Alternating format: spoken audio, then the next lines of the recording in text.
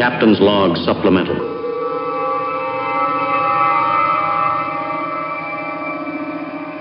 Hey Jeremy, you know those race cars you're busy building? Yeah, I do. You, I you, got one that I'm looking at every day. you know what I don't see you working on? You don't see me working on the amazing Sentinel system yet. That's true. It would take all of 10 minutes for you to have one. And it's very quick and easy to install. It is. It is. And we could watch you when we are not at the race with you and see how you're doing. And then we can call you up when you get out of the car and tell you everything you did wrong. And I love that because so many years I've been driving and not been able to see what I'm doing. I know. And now we can. I know. You know what I'd like to do with the video? My most favorite thing is I take the video and I load it on YouTube and then I send it to my coach and say, look at 26 minutes and 17 seconds. Look at this one lap and tell me what I can do better. And every single time, you know what they say? Everything. Exactly. Precisely. So with the Sentinel system, you get instantaneous feedback plus useful feedback that unfortunately is accurate for my driving. I think it's accurate for all of our driving. Pretty much. Yeah, that's probably true. Yep. But you need to get one in your car, sir. Yes, I do. And with the discount code that you're going to tell everybody, they can save 10% on this awesome system. Yep. Trouble-free. I haven't had an issue getting video every time we've gone out with the Sentinel. It's always worked. Can't say the same for some of the other systems we've tried. So I don't know. It's on the podcast notes down there. Don't do it while you're driving, though. We like to have our listeners live. It's good.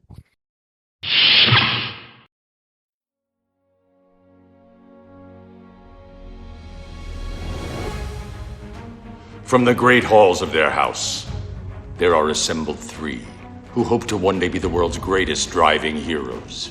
Created from the cosmic legends of the universe comes our team captain, the Vision, Bill Fisher, and their soon-to-be Wonder Woman, Vicki Fisher, and our Captain Marvel and head flight trainee, Jennifer Skripchuk. Their mission: to fight injustice, share what is right and wrong, to get you out of your house and come out racing with them and serve all mankind. They are the Garage Heroes in Training Team. Welcome to the Garage Heroes in Training podcast. I'm going to be one of the hosts for this episode. My name is Bill. Who else is hosting? I'm Vicki. You are, Miss Vicki. We have a guest, returning guest. Going for a second lap. Yep. He has already talked to us a little bit about data and data interpretation. He routinely answers every seeming question that can be asked. You may know him as Trailbreak Matt on the Instagrams, or you may know him as Trailbreak Data on YouTube, or I'm sure his mother would rather that you know him as Matt Romanowski. So welcome back to the podcast, Matt. Oh, thanks for having me. That's quite the intro. No, we literally have a line in our document that says Bill wings an intro, so you never know where it's going to go until it comes spewing out of my mouth. It's kind of like most of the things when I start talking. So The only spot you might have been off was I think my mom called me Matthew with a lot of gusto behind it, way more than just Matt. well, that just means you were in trouble. Exactly. Story of my life. Yeah, when my mom busts out the William, I know things aren't going well. And she busts out the middle name, things are going pretty poorly. And when we get the third at the end, I just plan on not going out for about a week or so. I'll just be sitting at home. But Race car time. yeah, pretty much. Well, at least now I can hide in the garage and pretend to do work there and not get yelled at. But anyway, so Matt, I think the hosts of this podcast represent two ends of a very wide spectrum. I'm not saying that they'll all the way to the left and all the way to the right, but kind of the two camps of you got whack jobs like me who love Excel, can't wait to get more data, send me more, let me get away from the track and spend 2 or 3 days on my 20-minute session. Or you have Miss Vicki, who is a very visual, very artistic, very Let's go have fun at the track. And why are you making me do work? So you get both of That's us. about right. He's not lying.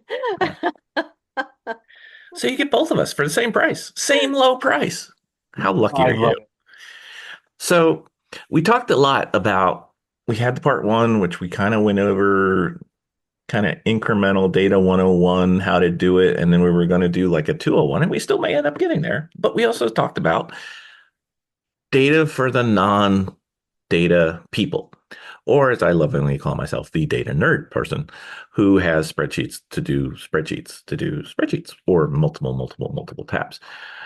So I guess what we need to do is maybe go back a little bit in order so we could go forward and maybe talk to the more visual people, the more non spreadsheet people. And luckily, we have a beautiful example of one here who's got her Northern Lights background on her Zoom, which is driving me crazy, but that's okay. So maybe we could, well, let's ask Vicki first. Miss Vicki, what's what's your relationship to data and telemetry and racing so far? We kind of have What do you like? What don't you we don't like? really have a relationship. Uh We're on a I have break. a husband who tells me what my data is. So my data pretty much, what is the little device that I use? Apex Pro. The Apex Pro is pretty much a limit of my device. And honestly, I just look at it and look at the lights going across it to determine if I'm actually kind of pushing myself.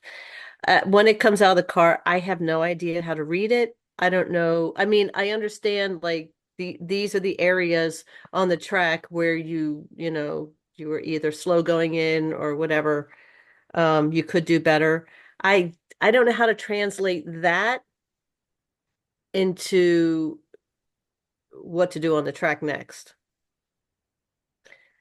It makes no sense to me.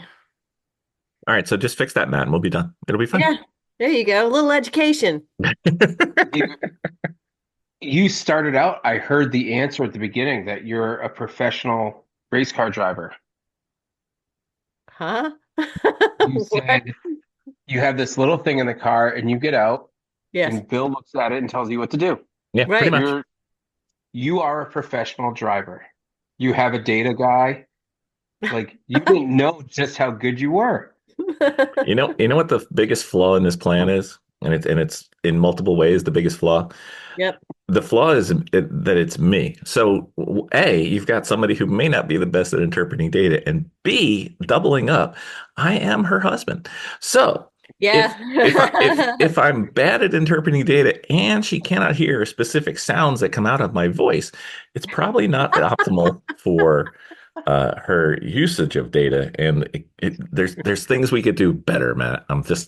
Yeah, I don't know. Matt, there was a moment when he was trying to coach me and it wasn't going well, and I just asked him to stop talking In car, in car. in the car.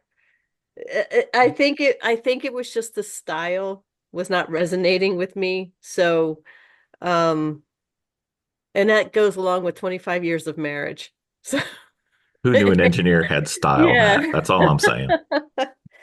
So, So but I I think also is just sitting down and actually accepting the fact that this is what we're doing instead of feeling our way through it. mhm, definitely. And all the things you're saying, besides maybe having the husband as the data guy, but everything else is super normal and I have heard it hundreds of times. Hmm.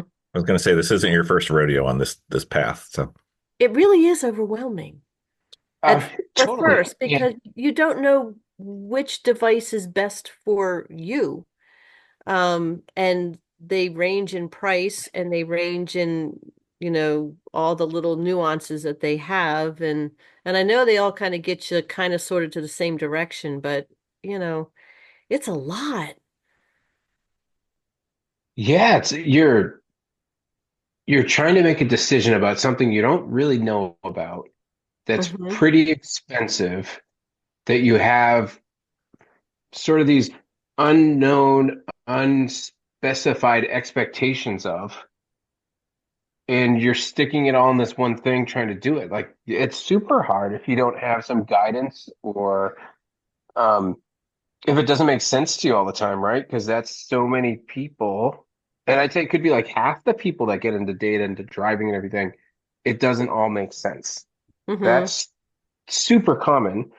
And like as a data guy, I'm always trying to find ways to explain the data in a way that helps you. So Hmm. like when you were talking, I heard you said you have the Apex Pro in the car. You have the lights and it tells you how well you're driving and how much grip you're using. Like, does that Hmm. work for you well? Um, it does until I realized that I was actually using it like a little crutch. Because when I didn't have it, um, it felt like I was dependent on it. So I had to take another car for a little bit. Does that make And sense? did you, yeah, this is really cool, really interesting. And then did you go faster when you took it out or slower? Um, I think a little bit slower, Hmm. but more independent, free thinking learning, and Yep. then putting it back in again. Does that make sense? It Like totally you makes don't sense. want to be dependent on something, and then when it's not there, you're like, oh crap, you know, am Totally. I doing the right things? Am I hitting all the marks? Am I, you have a lot of questions about your own skills. Um, and of course, every time I was driving, I was always looking at the dashboard, um, to make sure I was kind of, hitting my marks.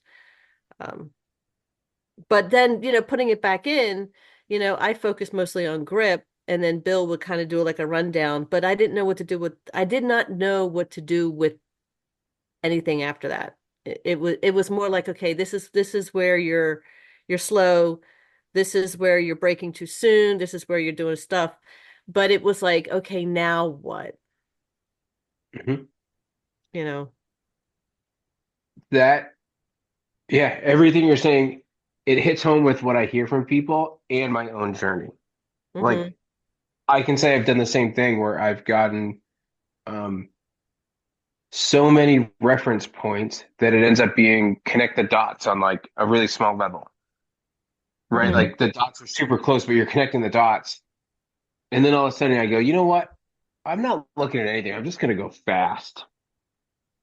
And then you don't pay attention to anything. Like you're missing marks, you're doing whatever, but you're kind of that free form learning. You're trying something new. You put the Mm-hmm. car somewhere that you didn't think you could. And um, it's funny. My local track at New Hampshire Motor Speedway, and this is a long time ago. I put a new set of tires on. I said I'm going to do like 3 laps and scrub it. Mm-hmm. It was one of the times I messed up and I didn't have the video card in right, so I didn't get any video of it, but I had the data. It was like a second faster than I'd ever gone there before, and it took Mm-hmm. me years to get that lap time again. Right. And I didn't do. I was just going like, oh, just go out there and go really easy and scrub the tires and then come in. Um, that's the case for so many people. And I Mm-hmm. think the data and the video and like the recording part of that is then how do we find something that we can work into the your system, your driving experience that you like and that helps you improve somehow. And that's the part that gets really different for everyone.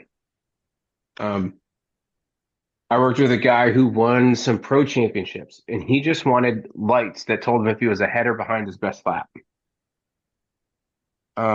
The Apex Pro measure of grip that you're using, that's something that helps a ton of people. Other people like a coach to be on the other end of a radio saying, go faster here, remember to do this. Um, Sometimes it's the instructors, if it's a DE and you have an instructor with you, it's someone to do that. Like I used to do great. My best friend would hop in with me and just give me that egg on, right? Like, hey, faster here, go here, like whatever all those little things were. Um, and I think that's the motivational side, the learning side of it. But then Mhm. the power in the data and the video is that it records it. So if we have that breakout performance, if we have something that was really great, we can go back and look and say, what was it? What did it? What made that happen? Hmm. Um, and for Bill and I do that in the squiggly lines, like in a squiggly line and a graph and a chart. I am at home and I love it. For some people, it's looking at the video and having that little bar graph of the throttle and it's like really green. And then you look at the next lap and it's no green and you're like, well, look at that. I didn't get on the gas. And that's what resonates with you. So it's really about figuring out how you can take that information in and process it and what you like out of it and going from there. Mhm. Um, my style, I'm the person that can read like a camera manual that's poorly translated and it makes sense and I love it. I'd read that before I read a romance novel. Vicki will be Right. banging off of YouTube, looking it up. Right. Like to me, to read novels all the time, I'd pick up a textbook. I could read a physics book, but to read a novel about something isn't as much fun for me.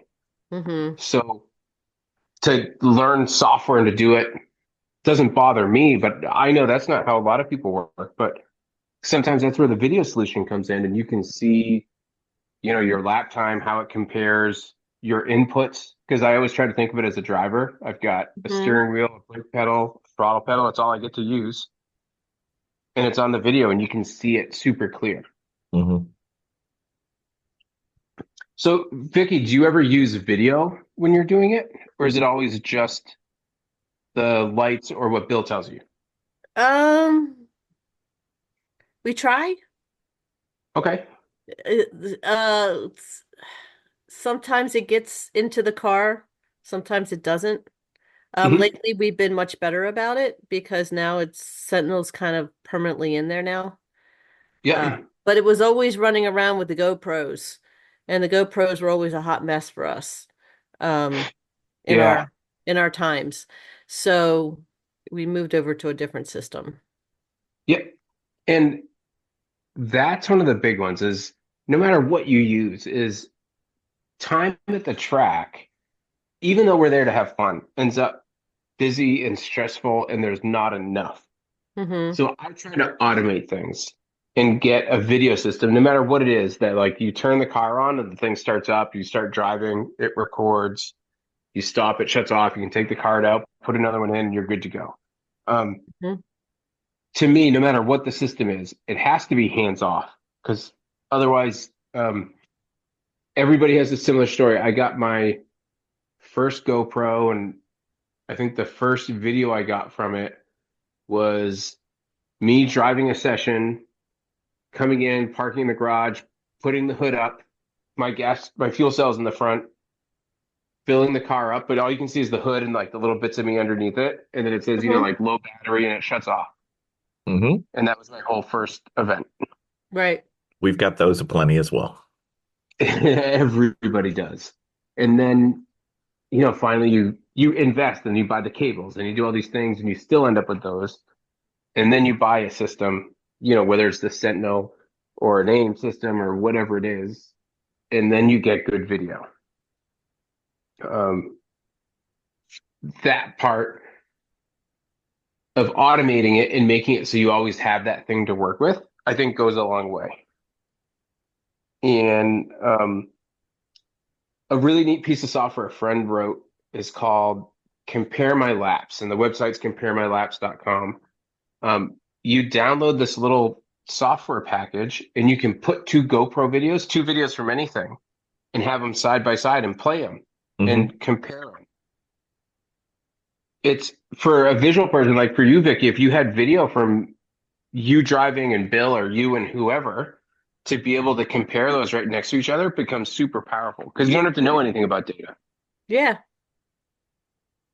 Um, that for the ability to put two videos side by side for people becomes super powerful when they don't like the data.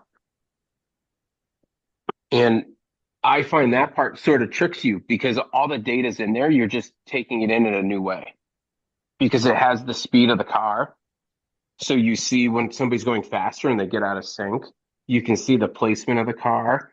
You can, if it's video that has the overlays on it, you can see when they were on the gas and when you were on the gas, or when they hit the brake and when you hit the brake.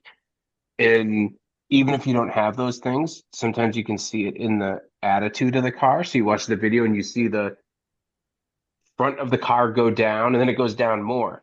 Well, the Hmm. first time is when you got out of the throttle, the second time is when you hit the brake. Right. So you have all this data and you use it, you just take it in a different way. And I think it's important to figure that part out. And then um, I talked to someone today and I actually talked them out of a more expensive system because their version of fun at the racetrack didn't involve data. Really. Yeah, he has a coach who wants a video from him, and he had something that didn't work all the time or didn't have the car inputs that he wanted. So he called me for that, and he goes, "Well, what about an oil pressure sensor? And what about this and that?" And we went way down this road, and then I realized, I said, "Wait a minute, like, are you ever going to look at this?" And he goes, "No, I don't. It's for the coach." So I said, "Well, forget it. Buy like the cheap system and get video with it." Like, because if your version of fun doesn't include staring at squiggly lines all day or having Bill tell you what to do, But in that parentheses, doesn't work, by the way. Just in you know. parentheses again, right? then then you have to like change it around and figure out what your version of fun is. Yeah. I I mean, like does that hit home driving. with you a little bit? Right. But I do have to say that when I was coached, um, they were using the AIM system, and Hmm. It was a every time we came solo out, DL yeah, syndrome.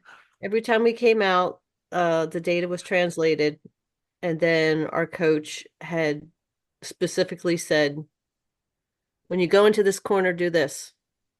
When you go Hmm. into this corner, try doing this. That made a difference. And that, I don't know, how many points did I raise? Like 3 or 4 seconds? Well, that's hard to say, but on from your first lap to the last lap, because it was a new car to you, old track, so you'd never driven that car. So your first lap to your last lap, I think it was like 4 seconds. Yeah. New But track, that, Good new job. car. but knowing that, okay, that is having somebody translate it and say, this is what you, Hmm. this is where you need to try this. Instead of like looking at the data going, oh, because we sit there and look at it, go, oh, well, it just tells me that I'm slow here and I'm braking too soon here. Okay, well, I'll brake a little bit later. But to have somebody just point out, like, do that, and yeah, now I think having somebody walk you through it instead of trying to figure it out on your own makes a big Yep, difference. definitely. And it's super hard to self-teach yourself in anything, right? Like That's where all the mistakes come from. For start, you yeah, got to unlearn things. yep. And then, when you have a coach or you have doesn't even have to be a coach necessarily. Like if in your group of friends or the group of people at the track, I see it so often now that they'll have a data lead or somebody that helps them. Those programs are great because you get to kind of study under someone and get some mentorship of this is what to look for. And when the speed trace looks like this, Mm-hmm. what does it mean? What do I do? And I think that's sometimes the easier part because to me, when I think about data, a lot of it's pattern recognition. Mm-hmm. So we know the line should look like this, right? And like if I say it's supposed to, your transition from in a speed trace should always go up and then it should go down really sharp and it shouldn't be all humped over like a worn off mountaintop. Like that kind of makes sense too, right? Right. And then you go, okay, so we identified it. We go, oh, right here I'm coasting. Well, now what do you do? Mm-hmm. That's the hard part, right? Like you're like, oh yeah, I stink right here. Like I'm no good. I need to fix this. What do I do? Right. Right. Hmm. It's like you're not exactly sure what to do next. Definitely. And that, I think that's the part where the exceptional coaches Mm-hmm. shine because they can see and identify these areas, and then they can help you in figuring out how to break through from there. Because Right. the data only tells us what you did. It doesn't Mm-hmm. say what's possible. Like no system knows totally what's possible. Yeah. Yeah. And the closest we can get to that is you could have an exceptional driver drive your car, and you know what they did, but it could still be better, maybe, right? Like we don't really know. So then trying to figure out, you're like, well, okay, there's an extra. I mean, I've done it even with myself on old data, and I go, geez, last time I was 4 miles an hour faster right through here. Like, how did I do that? Like, there's no way I can go that much faster right now. I can't suck that much. Yeah. So, okay, this is the side story. I was at the track 2 weeks ago, Mm-hmm. and because I had this big spin, I totally flat spotted like my second set of tires for the year. So I'm back on my first ones that started the year in April. So they're like worn out Nittos. I go out on track. I'm slipping and sliding everywhere. And it's like in November in New Hampshire. And I'm going like, okay, you had a great season. You don't need to bend the car trying to get an extra lap in. This is Mm-hmm. stupid. Go park it and you're smarter than this. And then I said, okay, I won't go back out, but I'm going to look at my data and see how bad the lateral G force is, like that it's not cornering near as hard because I'm sliding everywhere. So I Mm-hmm. come in fully knowing that the data is going to show me that the tires are terrible and bad and junk. And then I pull it up and they're the same as my best lap there ever. And then I went, no way. Like I wandered aimlessly for like 3 or 4 minutes, kind of looking at my car, being like, well, maybe the car's broken. And then I sat down and I went, okay. And this is a Mattism. And then I went, okay, like you suck. Like, what are you doing wrong? So I'm like sitting in my chair and I close my eyes and I'm thinking around the racetrack and I see the nose of the car. Mm-hmm. I did like my eyes weren't up far enough. Right. Right. So then all of a sudden I'm like, well, that's it. Like you're not looking far enough ahead. So I filled up the car. I went back out and I did shoot 6, 7 laps Mm-hmm. just practicing looking up and all the things I'd say to a student. I'm going down the front straight, look at the brake point, look at the turn and eyes into the apex, look down to the track out, looking down the track. And I coached myself through all that. And then I went, okay, can you go fast? And I was within like 3/10 of my best lap. But that's the super hard part is going like, okay, this shows I wasn't as good. How do I do better? Like that's really hard. And sometimes I think as a person, as a human, it's really hard to say I stink. Right. Um, because it's not like a physical effort. Like I used to play a lot of baseball. I pick up a baseball. I know I can't swing a bat and hit a ball like a pro baseball player or throw like them. And there's no chance I was ever going to be a marathon runner. Like those ones are easy to give up, but I'm like, I look at a race car driver and I'm like, well, I could drive that car, right? Like 4 wheels, engine, 3 pedals, steering wheel. I'm like, I got it. And then you got to figure out like, what can I do? How do I put this together to get the most out of me? Um, and I think that's where the data can identify what we did, and maybe we see deficiencies, but then we have to go and use the other half of our brain the non-analytical part and say, well, geez, I read that book by Ross Bentley. Like, what did he say about break zones or vision? And start to pull all those things back in. I don't know, does that Right. kind of make sense? Uh-huh. So that's often my approach to it is I'm like, okay, the data shows what I did or didn't do. And then what does driver coach Matt or instructor Matt say to fix that? Yeah. Just trying to switch over that mindset. Now what? But sometimes you don't know what you don't know. So, Completely. so maybe I'm not sure this is going in the right direction. So if I'm totally U-turning this and screwing this up, just tell me to shut up because I'm used to it. Not It's fine. Vicky, what do you want? Like your ideal data would be what? What do you want it to do? What do you want to get from it? What do you want to even have it? I guess. I think I just want to be able to understand what I'm looking at. Um, honestly, the way it works for me is I either have to YouTube it, because I'm a visual learner.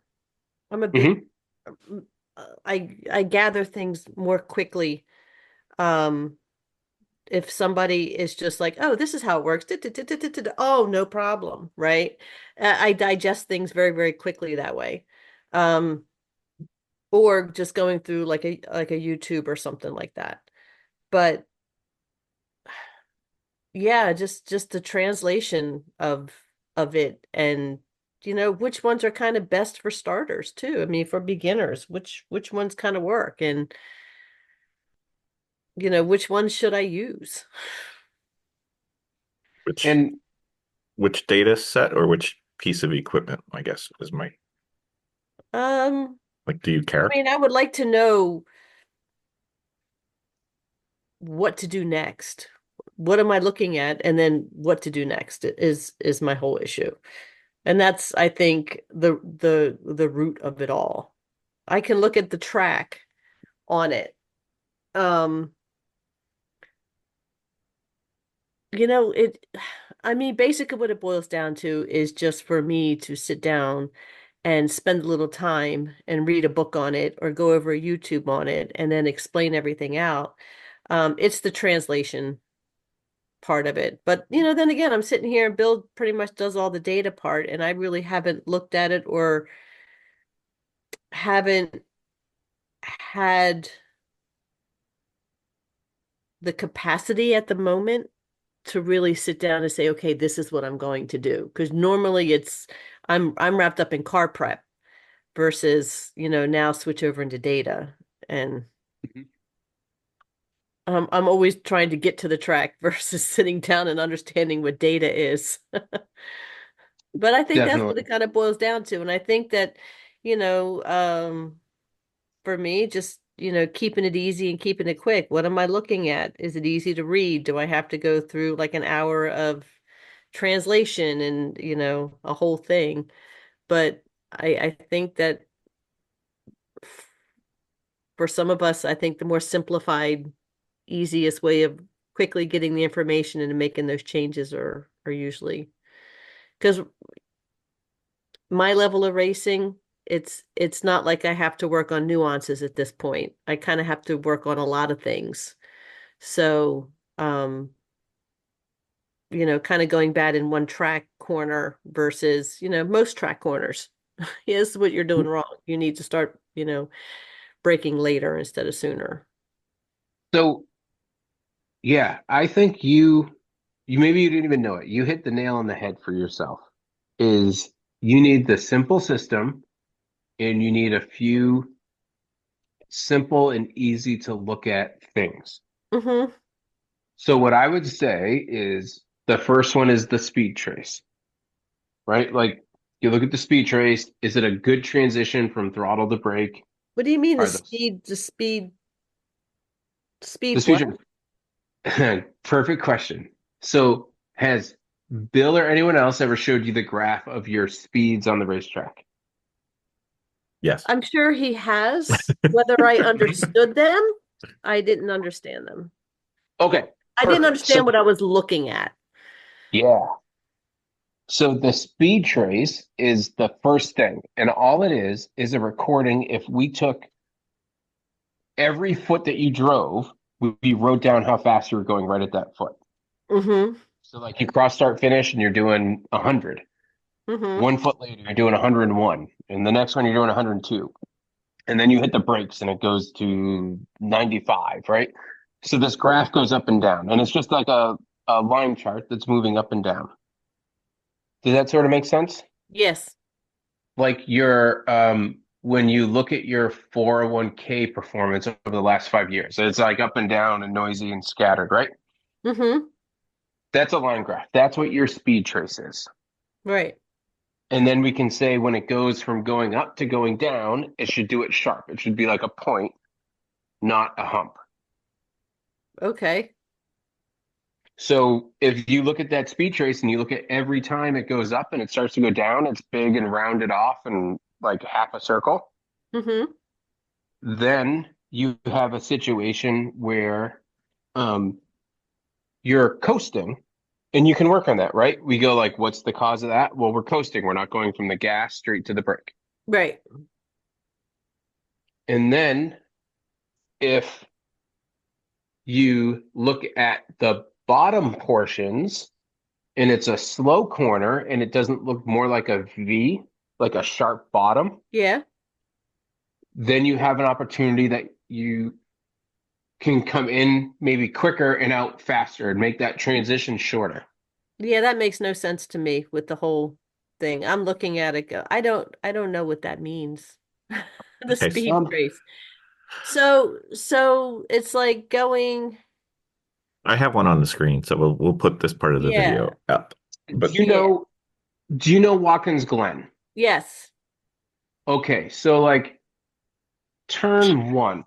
she's going to be better at like New Jersey. We only went to Watkins Glen, I think, once or twice so far. New Jersey, Okay. Thompson, Pitts Race.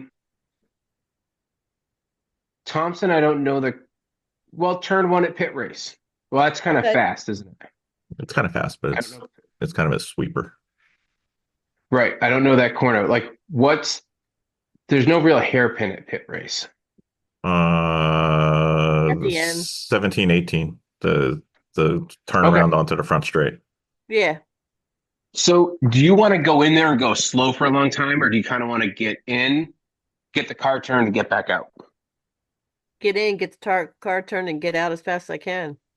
Yeah. So when we look at that on data, it looks like a V because we come in, we get the car turned, and we get back out. Right. Okay. So And then when we have sharp.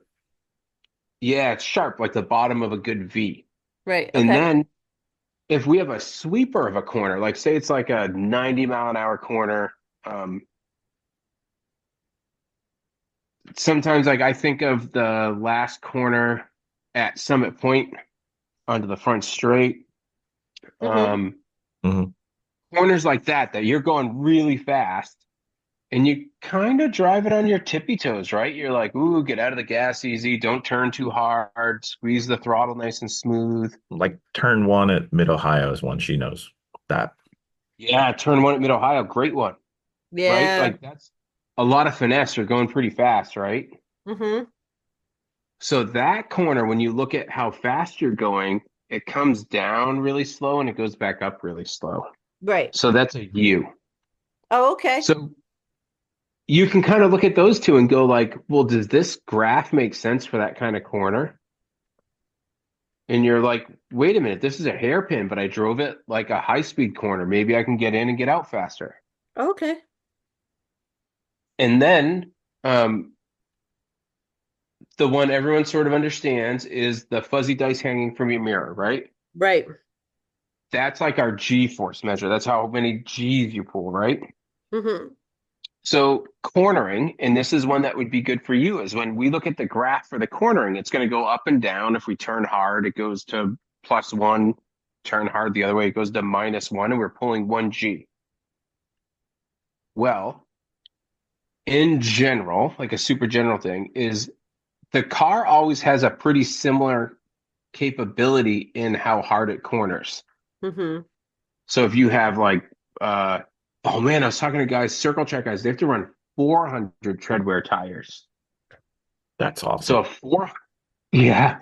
So a 400 treadwear tire is going to corner at like say zero point 0.8 G's or something. Mm-hmm. Your Hoosier might be at like 1.4. So we can look at the whole track and then say, are we always cornering the same amount of hard? And the Apex Pro does more than that with the lights, but that's sort of what it's telling you, right? Like, are you cornering with the same enthusiasm, just as hard as the other spots? Right. And if all of a sudden you see every corner you're cornering at 1G, and then you have one that's only half a G, well, geez, maybe I can drive faster. I can drive harder in that one. So it gives you a spot to investigate. Mm-hmm. So, And the one thing that she used to have a habit of doing was her acceleration would slow down in high speed corners.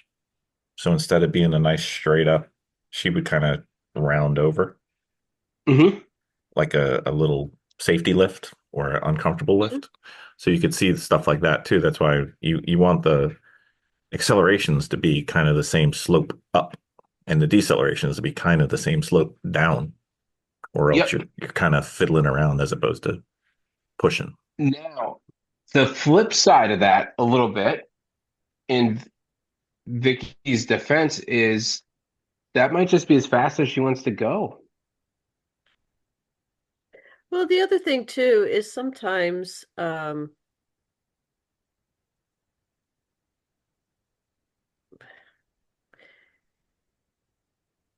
see when I was driving uh and early on it was if you do what you're saying should be done with the car, really, really fast in, brake hard, head out. Mhm. Am I tearing the car apart? Am I Oh, really? great. Well, I mean, I'm not. Some people say, well, you kind of go in and you're really like beating your car, like you're really beating on the car. Is that's where I'm kind of saying, well, just go in there or just ease in there. You know, I'm not for Mhm. like a long distance, but don't slam on, you know, really, really hard. So, and then like punch it to get out there. Am I Mhm. am I abusing the car? There's Yeah. beating on a car and driving it really, really rough, slamming the transmission, all that kind of stuff. Or, you know, early on it was just like a free for all. And then it's like, oh, this car empathy. Gotta really, kind of work on that. You gotta pass your car on. So don't, I don't know. So that No, was that's a but from that's early another on, that was awesome always a thought. thing because it was street driving to race car driving, and I was driving it like I was heading out on like a Sunday drive. I got my hand on the on the shifter, and I'm just like Mhm. chilling. But Hands at 12 and 0. yeah, that's right. Oh, my first couple stints out, I'm like, oh wait a minute. Oh, it's so embarrassing. Um, No, those are great ones. And in the data, what's really interesting is if you get data from guys who were great drivers in the 60s and 70s and things, even into the 80s, a lot of times, and 90s. When you look at their data, it's pretty different than a new guy's data, right. way different than a young kid's data. Mm-hmm. Because to win a race in the, I'll say old days, but really, it wasn't that long ago. Um, you had to make the car survive. And what did that mean? That meant you couldn't drive it that hard. I do a lot of Yeah, work in save the Trans Am, gearbox. What was that movie? right? Um, I do a lot of work in Trans Am. It's 100-mile, 1 hour race. Mm-hmm. When they started that in the 60s, that was an endurance race. Right. Like today, 100-mile race is nothing but a sprint. And if you talk to the guys who run Daytona, Le Mans, the 6 hours at the Glen, Mm-hmm. like the 24 hours of Daytona is a 24-hour sprint now because the car makes it. Right. Not our It cars, but makes their it, cars. yeah, their car makes it like, 24 hours and 30 minutes, and then it gets rebuilt. Um, in our cars, like, what's the right level? Well, that's one I can't necessarily tell you in the data. And the difference when you drive between beating a car and driving it to the limit of fast and hard inputs and all that, Mm-hmm. it's pretty close in my opinion. Like there's a crucial difference, but it from the outside it looks almost the same sometimes. Mm-hmm. Um, and I've seen a lot of stuff on social media recently about smooth as fast and how you interpret that. And you're like, well, uh, ride with some of the best drivers is almost violent. Mhm. Um, but it's still smooth at the same time, right? Like it until you experience it, it's almost hard to explain. Right. Um, but you can see it in the data. So like when we look at how somebody hits the brakes, you can see the difference between a pedal slapper that just slammed on the brakes and one that hit it in a super fast controlled manner. Right. See, that's kind of where I'm at. And sometimes the only way to learn that is to do both and then look at the data Mm-hmm. and keep your notes with the data and go like, okay, I hit the brakes like this. What is that? What did that do to the car and how did it handle? Like, if you go out in a car that has really soft shocks and it's worn out, like, some of these Lemons cars, right? Mm-hmm. If you hit the brakes really fast, all it does is lock the tires. So you have to squeeze into the brakes a little bit slower and Right. let it transfer that weight. And that's one we can see it in the data when we have lots of data, but sometimes you just have to try it, see what it looked like, see what happened, and then work backwards to find what's right for you in that car. And there's a point where too much will be slower. Oh yeah.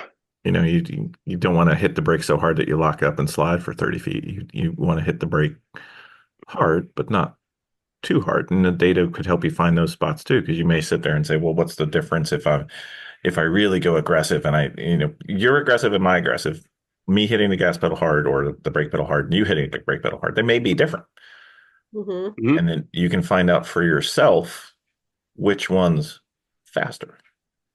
Like if I hit it, what I think is like, I'm just using your 1 to 10 scale. If you hit the brake at a 6, what's that lap time? If you hit the brake at what you call an 8, what's that?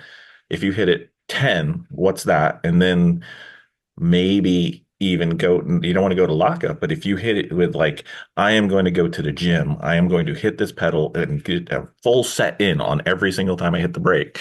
And then you may find out that that's slower and you don't need to do that. Or it may be faster and you've been a pansy the entire time. It depends. Right. I sound like Ross. It depends. Right.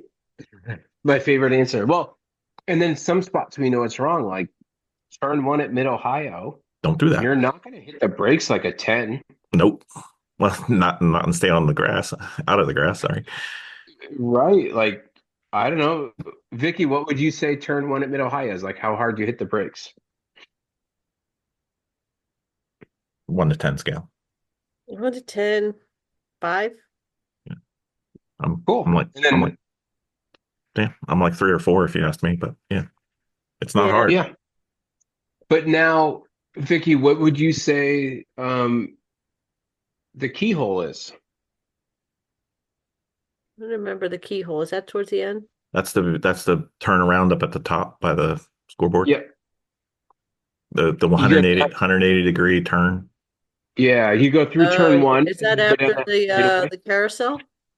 No, it's early in the lap. You go past start finish and you're heading back out to the main road you come in on. Oh yeah, yeah, yeah. The turn before China Beach. Well, there's a kink before China Beach, but yeah. Right. Yeah, yeah. Or China Beach is cool too. Like similar. China Beach. Oh geez. China Beach. I ended up going into the beach. Um, Did you? I did. I did. Um, I Oh, so here I'm gonna throw you totally off. Did you end up in the beach because you hit the brakes with the 12, or because you hit them with like a 4? 12 being the highest. Yeah. Like you locked them up and you just went sliding off the track because you No, braked too late. I didn't quite lock them up, but I was see my issue that I have is that I always had this thing of the straightaway and then ending Hmm. the straightaway. And because I at one point was always focused on the boards instead of focusing on the apex, that has Yep. since changed. So the boards are really fast and very, very intimidating when you're looking at those and trying to find your part of your break zone. So I was Yep. pushing it there to go in later, breaking Hmm. later. And I ended up, I don't think I didn't lock them up, but I ended up losing control and kind of skidding sideways and then, off into China Beach. And so this is a perfect example of being able to use data. So that time it was obvious, right? You hit the brakes way too late. You were going way too Mhm. fast. Right. Like no questions. That one's easy. We don't need data to figure that out. But as you start moving it backwards, Hmm. you now have this range that you can bring the car into that corner and maybe it's like half a brake board, right? Like Hmm. 50 feet that you can start braking kind of early or pretty late and still hit the apex and still get everything done, right? Right. Well, we can go in the data and look at where that break point was and figure out which one was quickest. So really try to target our analysis and go like, okay, well, I can manage anywhere between, breaking at the 5 and the 4, Hmm. but what's the best? So like I execute at the 5 a bunch and the 4.5 and the 4. And you go, well, geez, breaking later makes me go slower at the apex and my segment time is slower. So even though I can do it, it's slower. And then you go, well, maybe it's the 4.5 is better, and you can look at the data. Right. So Yeah. sometimes it's that like you instinctively know when you miss the apex or you're going too fast, but in that range of acceptable, it helps us narrow down what is best. Right. Yeah. And it might even give you the confidence somebody else might get in the car and be able to do it at 3.5. And then you're like, holy cow, I don't know how they did it, but maybe I can get better at 4. And that's my best. And I can use the data to help me do that. And then you realize maybe you thought you were hitting the brakes at a 10, but when you compare the brake force to the G forces, you go, well, geez, I was only at like an 8. I can hit the brakes harder. And you learn something that way. Sometimes harder, slower. Yeah. Right. Yeah. Sometimes. But you'll never know without data. Yeah. So the data just kind of records it. It gives us those things. So, like, even as a non data person, you can find these nuggets of interest, these like nuggets of spots that we can dig in that can help you with it. And Right. sometimes you can do that on your own. Sometimes it's going to be watching the video. Sometimes it'll be having Bill tell you what to do so you can tell him to shut up. What do you mean can? Um, um, the person I was helping today, he did it. He loves to work with Dion and his team at Blaze. That Yep. he sends them a video and they tell him what to do. I like that approach a lot. Like it works really well for me because I have this video coach that I can go back to and kind of watch on demand and go like, these are the spots they told me to work on. And then, you know what, today, like they said turn 1 and turn 5. Like, I'm doing turn 1 pretty good. What did they tell me about turn 5? And then dig into that. So again, it's kind of figured out like what works for you and which spots you want to focus on. And because we're out there having fun, sometimes I even look at it and go like, what's my version of fun? Is it braking late? Is it challenging myself in a fast corner? Or is it I just want to accelerate out of corners really good? Or Yeah. like, some people it might just be consistent. Like even in the pro ranks, when you look at the gentleman drivers that have like 3 or 4 pros with them, sometimes their job is just to not wreck, Yeah. right? Like, It's the job. mhm. But they're having fun racing, but their goal in the whole thing is to stay on the lead lap to have, it might be a lap time that's 4 seconds off the pro or the great guy, but they kind of have that consistency. Or we spoke of Ross before. I was listening to his podcast with Jeff, and they were talking about fuel mileage races, right? It's one of the reasons Larry Dixon is such a great driver. Mm-hmm. You can give him, he's not trying to go fast, he's trying to conserve fuel, and he can just do it over and over. It seems really weird, right? We're talking about a race car driver not trying to go fast. Right. And that's what was happening at Lucky Dog. And Mm-hmm. Not in our car. not in our car. I was watching that. They're like a friend of ours was driving, and he's like, it is so hard to drive slow because they were focusing on fuel. Yep. One Isn't less that weird? one less stop. Yeah. Right. It's the strategy part, but there's so many ways we can run into that. Like I was looking at tire reviews. I mean, I'm kind of planning for my tires next year, right? Like, not that I need to. I've got months to worry about this stuff, but this morning at breakfast, I'm in the magazine looking at tire reviews, and um, they give different measures of like the heat sensitivity of the tire. Like, how well does it take heat? Well, that factors into your endurance run, right? Yep. So if you're like me, I go and I put tire temp sensors on it, and I can tell how hot they are, and I can tell that I overcooked them and um, all that. But that stuff is always there. It's whether we choose to focus on it or ignore it, or sometimes it's accept it and just deal with what we got. Vicki has experienced greasy tires. She knows what that means. I do.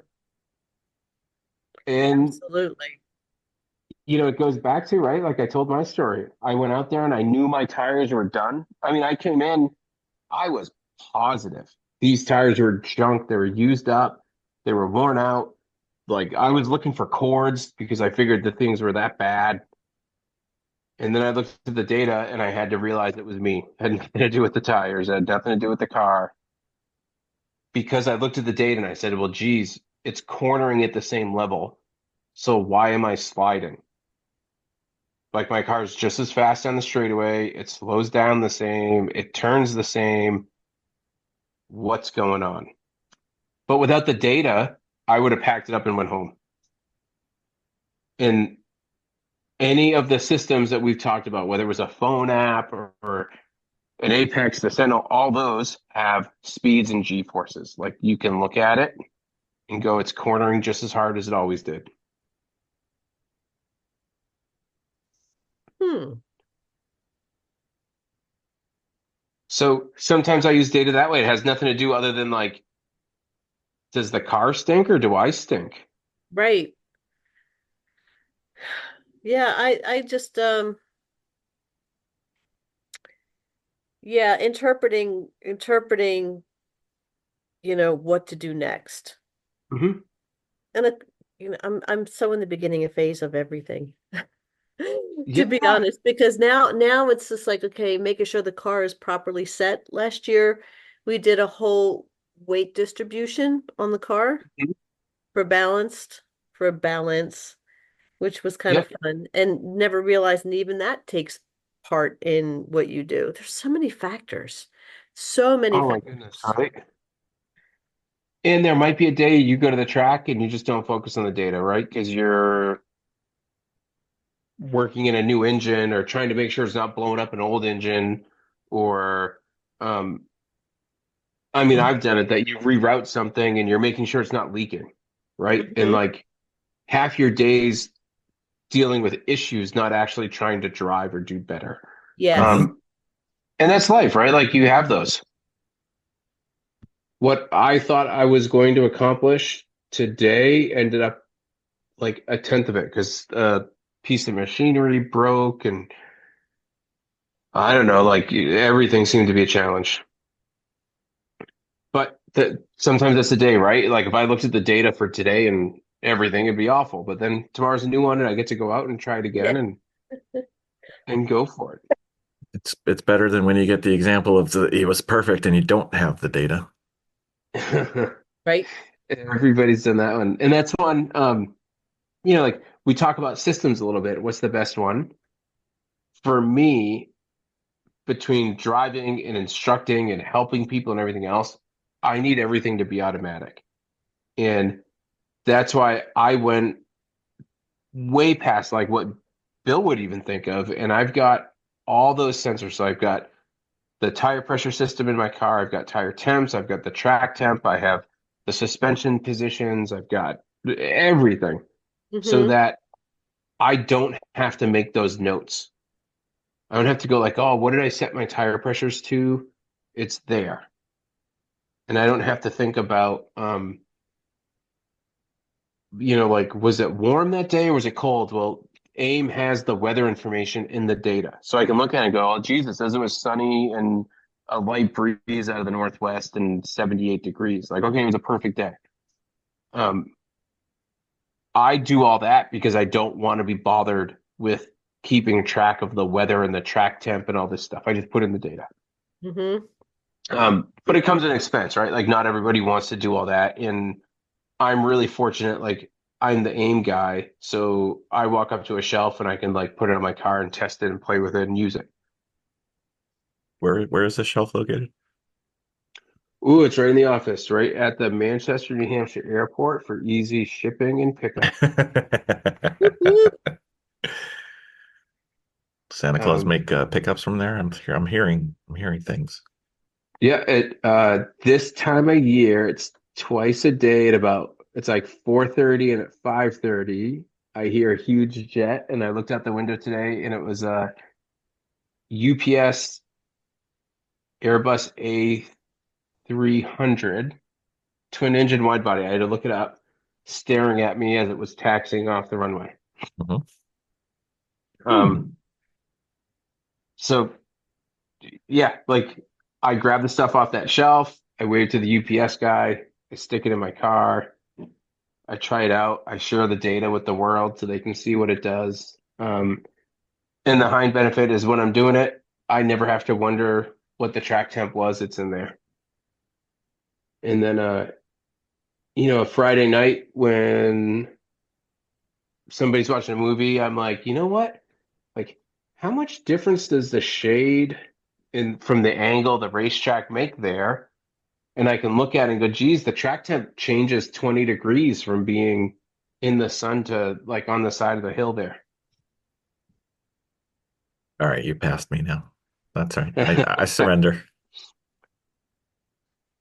I don't know what's the craziest sensor on my car. The airspeed is probably the most uncommon, Hmm.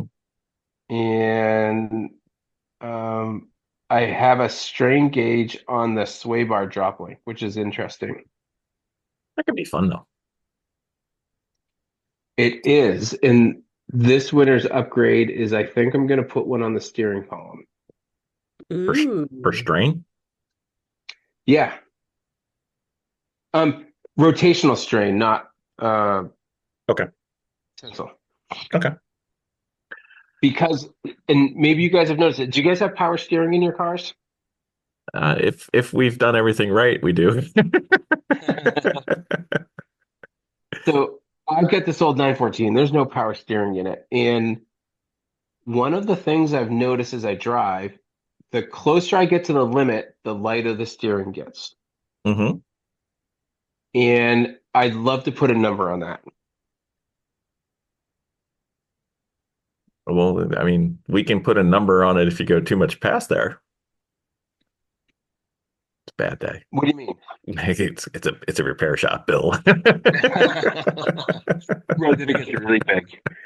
Fortunately, I haven't had those, That's a good thing.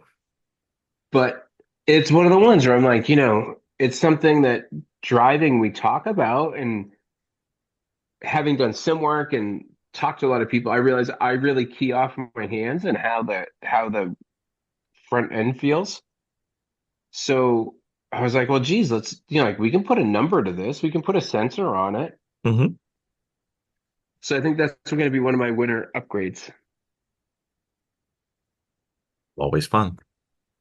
I say that, but I'm just like everybody else, and it's November now, and sometime in April, I'll be thrashing to try to put the car back together, going, I should have done that in December. Yeah, future Matt's going to be unhappy with present Matt. All the time, right? I'm glad I'm not the only one that describes it that way, because that's exactly what I say. This is going to be a problem for future Matt, or current Matt is really angry at past Matt. That's right. Exactly. So what are some of the easiest data units to get started with? For someone that doesn't know what they want, I always say try the app. Like whether it's there's Harry, there's Race Chrono, there's Track Addict, there's probably more. Yep. You have a phone, stick it in your car, look at the data. Do you have any interest in it? Maybe that, like, there's a whole ecosystem based on Harry's that people love using just that. If that's what does it for you, go for it. If that wants you to, if that creates a situation you want more, then you can jump into the next stuff. And then the the cheapest systems after that is maybe the Solo 2D, the regular Solo 2 at like $450. Mhm. That gets you great GPS, 25 hertz versus your phone's like 1 to 10. So you get information 2.5 times faster. It's more accurate. You get your speeds and your G forces, your lap timing. You can get predictive lap timing on it. That's a great next step. And then from there, I mean, heck, you can go now with the factory cars at a lot of these endurance series. You see people showing up with Cosworth systems in a factory race car. It can go incredibly deep. Yep. So I'd say it kind of depends on how much you want. Like, it could be the free phone app to Apex Pro. I don't know their current pricing, but their stuff was always really reasonable. Mm-hmm. And a good value if that does it for you. And I also always suggest to people, like, what do your friends have? Like, what do the other people at the track have? Because they're going to help you support it. They're going to be there if you have questions, and you can compare data. Ooh, who do we know that uses data?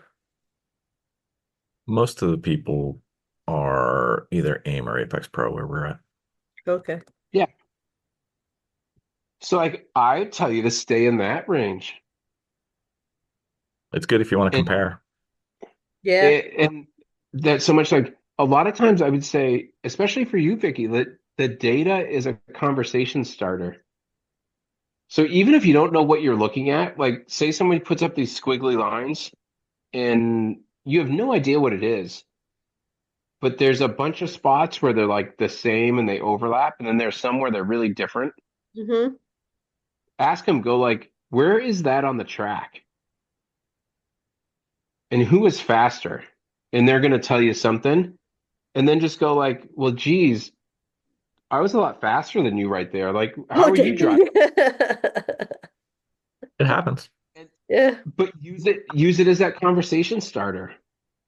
Or if you're looking at a co-driver's data in your car and they're faster somewhere, go, hey, what'd you do? Like, where did you hit the brake? How did you turn in?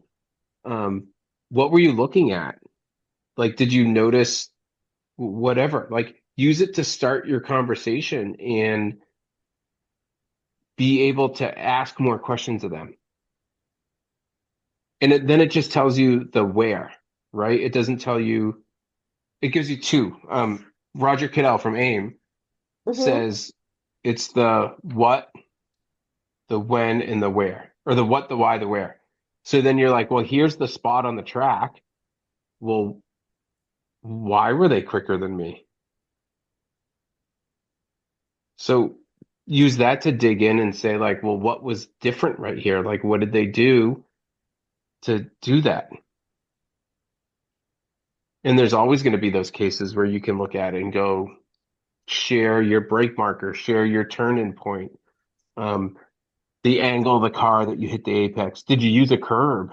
Right? Like all those little things that you can use Those little to nuances, yeah. And the that data little just gives edge. you a conversation starter. Hmm. So you don't even have to know the data. You just get someone else to pull it up and go like, why is that? Where is that? Why is that different? What did you do differently? Yeah. Or this is what I did. What did you do?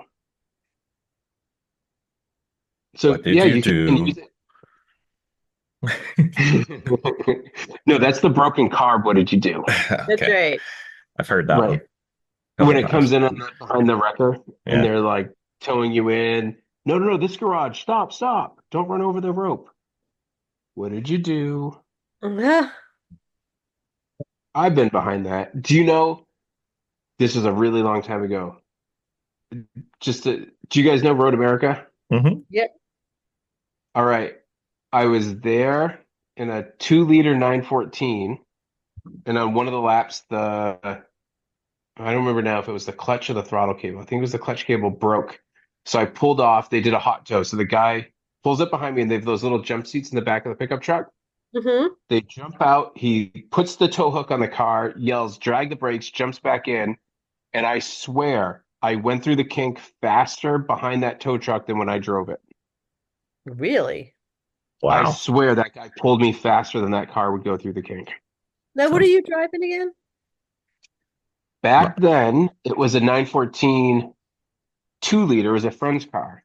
Mm-hmm. Now it's a full race car 914 with a 3-liter out of a 911. It's 2,000 pounds right around there, and it's 255 horsepower. How is it working on those cars? Um, it's Tight? good. Like, uh, if you have to do stuff on the top of the engine, it's sort of tight. Um, but my car's pretty cut up, so it's not too bad. Okay. There's not a lot of 914 left. Ooh. I mean, it's got like a different transmission, a different motor. Some of the suspension points have been moved. All the shock valving, I've used data to determine this valving, and so that's all changed around. Different fuel system and fuel cell and pumps, and yeah. so Miss So Vic, not super normal.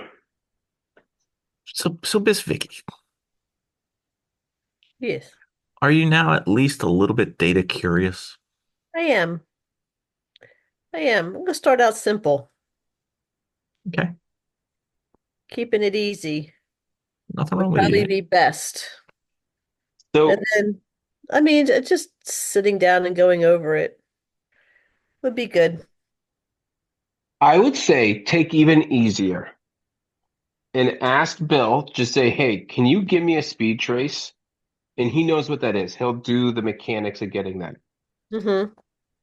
Compare it to someone else. Go like, I want my data and yours, my data and whoever. Or if there's nobody else, just go, I want my best 3 laps. And when you see that they're different, say, where on the track is that different? And then have the conversation. Why is it different? What did you do? What did I do? Lap 2 self, what did you do different than lap 3 self?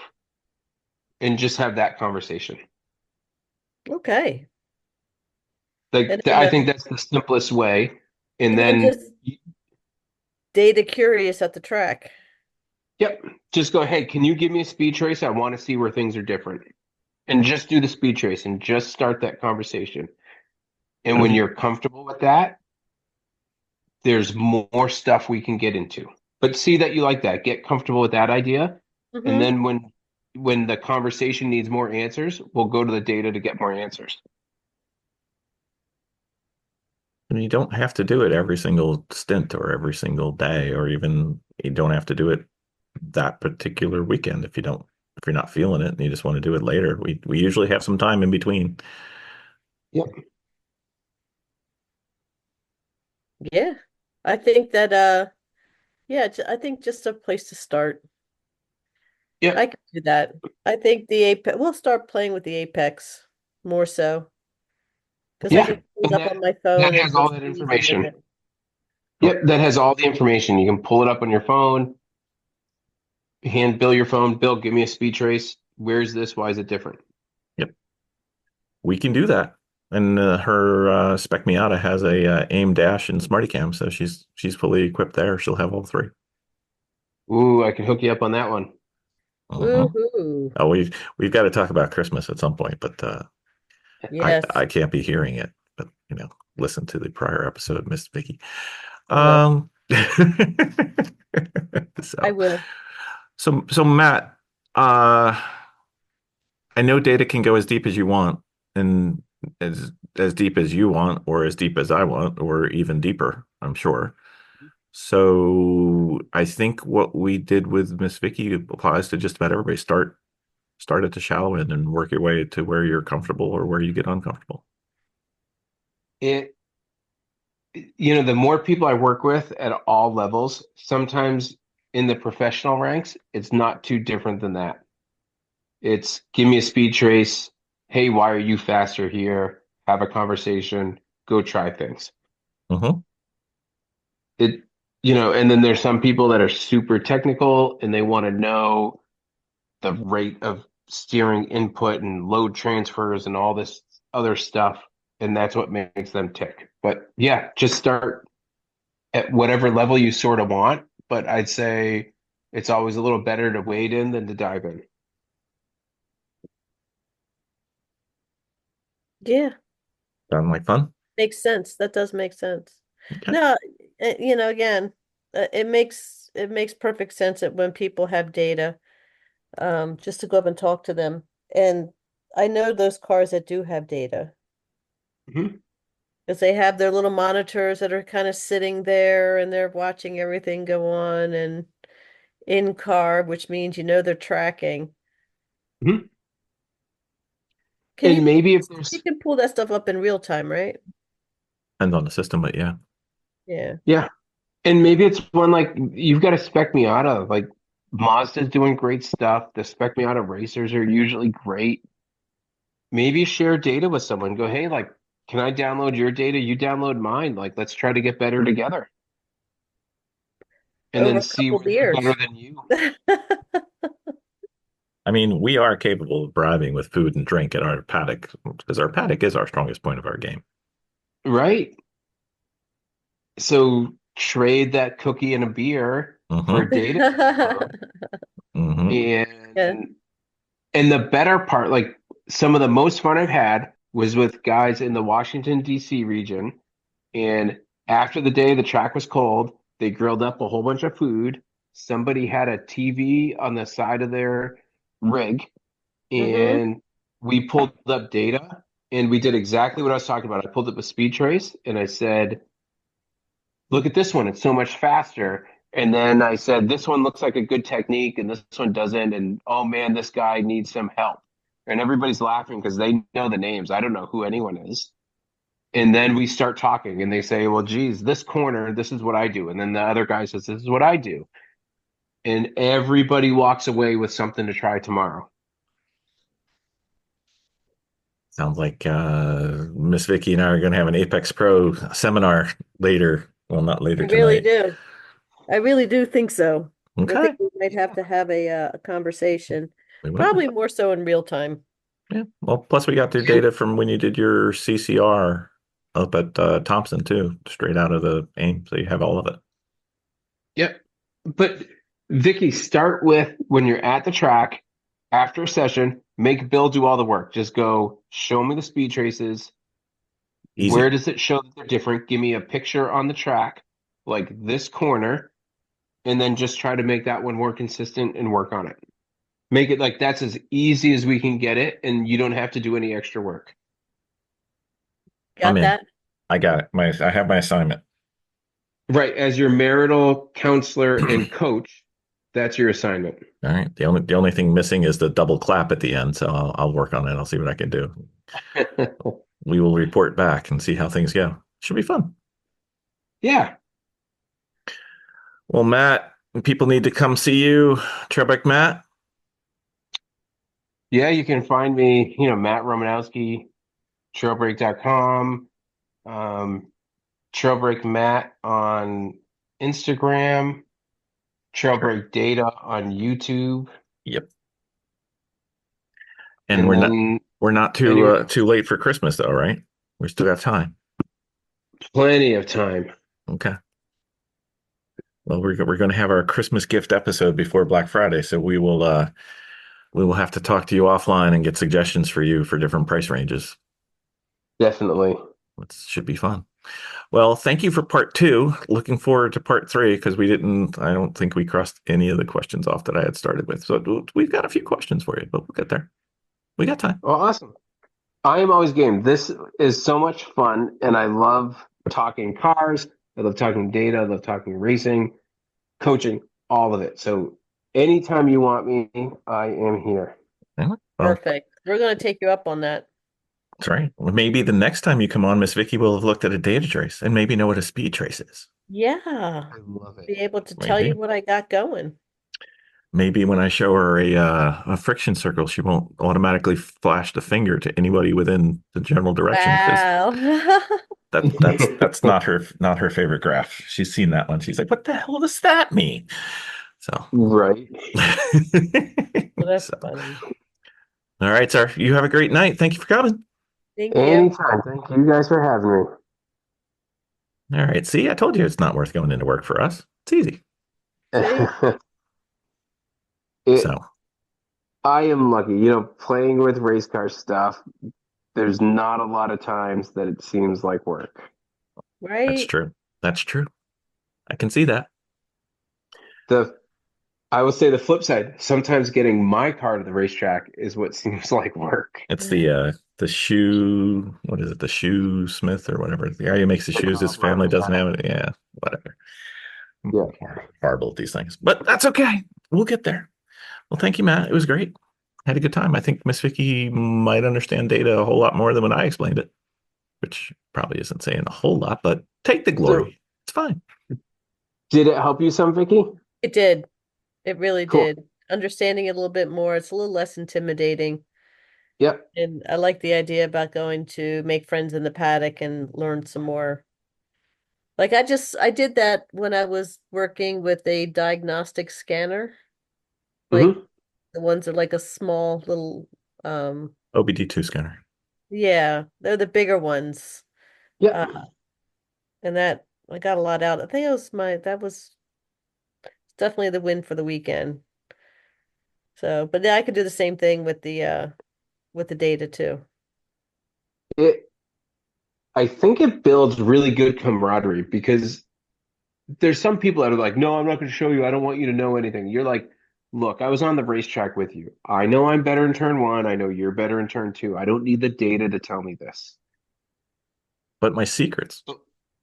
Oh my God. How many times have I heard that one, right? You're like, the secret is they just went faster and they were better. And um, I think I probably told the story. Phil Lombardi, I watched him put a car on pole. The guy on the outside pole in second place said, how did you do that? And he gave him in excruciating detail everything to do and how to do it and when and the whole thing. And then the guy walks away. I said, Phil, why would you do that? And he goes, well, I don't think he can. And if he does, I'll just have to figure out how to do it better. And you're like, yeah, if you go racing and somebody catches you, like, what do? You try to figure out how to do it better. Like, that's the challenge, right? Like, if you wanted a trophy, you'd pick a class that had no one in it. Yeah. I can come in first if I'm the only car. Right. So you like half the fun of being at the racetrack is the social part. So if you can have this like data party at dinner or later, it's a ton of fun. Mm-hmm. Yeah, I think that we should be doing that Yeah. anyway. We have the screens. We can do this. Yeah. And sometimes it's just the video, right? Like I'm totally cool with showing my mess up. So I get a slide, I get like the car fills up with smoke because I locked up the brakes, like all that stuff. You're like, ah, it happens, right? Like I'm trying. I'm not like Roger Penske never signed me. I don't think he's going to sign me at this point. So I'm out here having fun. And if the weekend or the day is not working out, you don't get to it. You don't get to it. It's not Yeah. work. It's just if you can get there, you should. Yep. And if it's not your version of fun, then you just never like you try it and then you just decide I don't want to do it. I'll still do it in the background for you anyway, so don't worry. You'll be fine. Exactly. All right, sir. You have a great night. Thank you. Thank you so Thank you. You much. too. We're going to be calling Anytime. on you again. Well, she's gonna be calling Absolutely. on you again with a credit card. I Wahaha. Wow. I Wow. 100% mean that I really have fun doing this stuff. So I am really happy to always come back. All right. Well, Okay. we will always invite you because we do at least 2 of these a week, so we can go through topics like no problem. Yeah, Great. anytime. All right. Thank you Thank- so much. Have a great night. Anytime. You guys too. Right. Bye. Bye.